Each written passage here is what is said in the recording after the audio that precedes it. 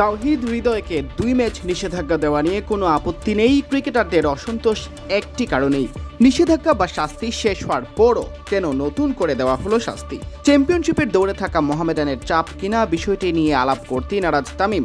তার কথা একটাই, শাস্তি ভোগ করে মাঠে ফেরার পরও কেন আবার শাস্তি পেতে হলো। তামিমের অসুস্থতায় মোহামেডানের অধিনায়কের দায়িত্ব পাওয়া তাওহিদ হৃদয়কে। হৃদয়ের শাস্তির ব্যাপারটা এতদূর আসবে তা কেউ ঘুণাক্ষরেও টের পাননি। গত 12 এপ্রিল ঢাকা প্রিমিয়ার লিগে আবাহনী মোহামেডান ম্যাচে আইসিসির এলিট প্যানেলের আম্পায়ার সৈকতের সাথে তর্কে লিপ্ত হন মোহামেডানের অধিনায়ক তাওহিদ হৃদয়। হৃদয় শুধু মাঠের তর্কে জড়িয়েই ক্ষান্ত হননি, ম্যাচ শেষে দাম্ভিকতার সুরে বলেছিলেন, তিনি আন্তর্জাতিক আম্পায়ার হলে আমিও আন্তর্জাতিক ক্রিকেটার। ম্যাচ অফিসিয়ালের সাথে অসম্মানজনক আচরণ করার কারণে হৃদয় পান 2 ম্যাচের নিষেধাজ্ঞা। তবে হৃদয় ও তার দল মোহামেডান শাস্তি কমানোর জন্য ডিপিএল এর টেকনিক্যাল কমিটির কাছে আবেদন করে। সিসিডিএম এর সেই টেকনিক্যাল কমিটি সাড়া না দিলেও তাদের উপেক্ষা করে বিসিবির আম্পায়ার্স বিভাগ শাস্তি কমিয়ে নিষেধাজ্ঞা কমিয়ে আনে 1 ম্যাচে। অথচ তাদের এই এখতিয়ারই নেই। নিয়ম ভেঙে হৃদয়ের এই শাস্তি কমানোর সিদ্ধান্তের কারণেই বিসিবির চাকরি ছাড়ার সিদ্ধান্ত নেন সৈকত। শোরগোল পড়ে যায় ক্রিকেট পাড়ায়, বোর্ড এবার বসে সৈকতকে নিয়ে।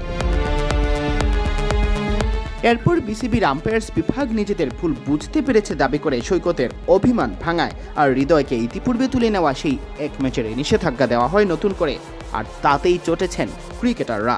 তৌহিদের ইস্যুটা যেটা হইলো যে তার সাথে একটা মাঠে ইনসিডেন্ট হয়, ওকে 2টা ম্যাচের জন্য সাসপেন্ড করে।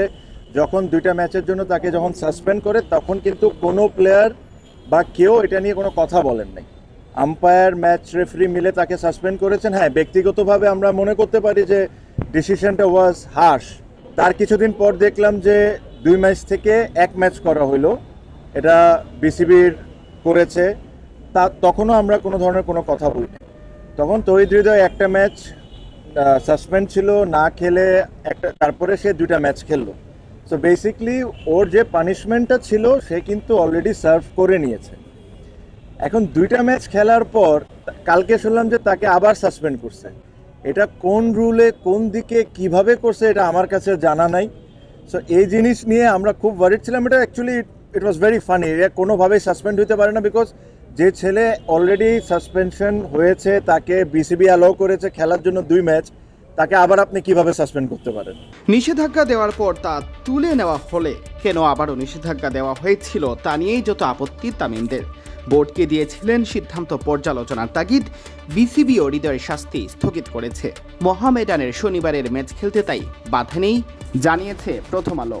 হৃদয়ের কেসটা বলেছি যে আমাদের কাছে কোনো সেন্সই মেক করে না। হ্যাঁ, প্রথম 2 ম্যাচ যদি সাসপেন্ড হয়ে যেত ফাইন, বাট 2 ম্যাচ সাসপেন্ড করে 1 ম্যাচ করে আবার 2 ম্যাচ খেলতে দিয়ে আবার 1 ম্যাচ সাসপেন্ড করা, এটা একটা আসলে মানে হাস্যকর ব্যাপার হয়ে যাচ্ছে। সো এই জিনিসগুলো নিয়ে আমরা তাদেরকে বলেছি যে আপনারা দ্রুত ডিসিশন নেন আর আমাদেরকে জানান, যেহেতু কালকে খেলা। আই এম শিওর ওনারা একটা সময়, আমার মনে হয় খুবই দ্রুত একটা ডিসিশন দিয়ে দিবেন। আপনারা সবাই হয়তো বা জানতে পারবেন, আমরাও জানতে পারবো। সিয়াম চৌধুরী, বিডি ক্রিক টাইম।